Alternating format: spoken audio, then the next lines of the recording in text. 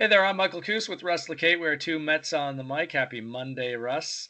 Yeah, It right does back look, at you. yeah, exactly. You know what? It does look like Tuesday is without question going to be the wettest day of the week, but how wet is it going to be?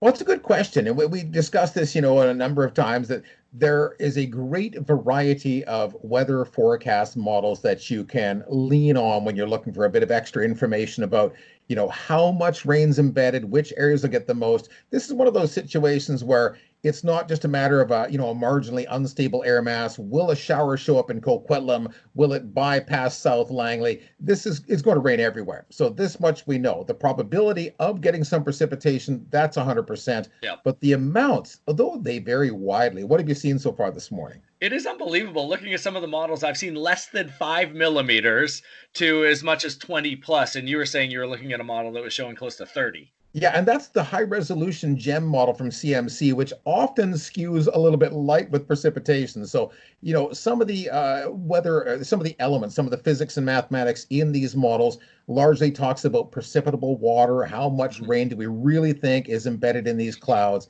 What are the elements of, lift along parts of the Coast Range Mountains that might come into play? Are we gathering up any extra humidity in the low levels from moving over the neighboring water masses? And, like we saw this morning, how unstable is that air in the mid levels of the atmosphere? Because we had some local downpours even this morning. So I think 30 millimeters is way too high, but I wouldn't be surprised if it was significant more than 10.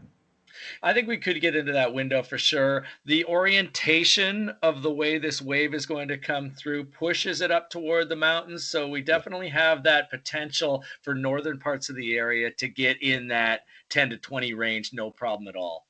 Yeah, I think so. And there may be a couple of showers left over Wednesday, but in terms of, sneaking breaks of sun into the forecast, aside from the ones we're getting this afternoon, I still like the looks of Wednesday afternoon and Thursday afternoon. Don't know how you feel about that. I agree. I think they could be a lot like today.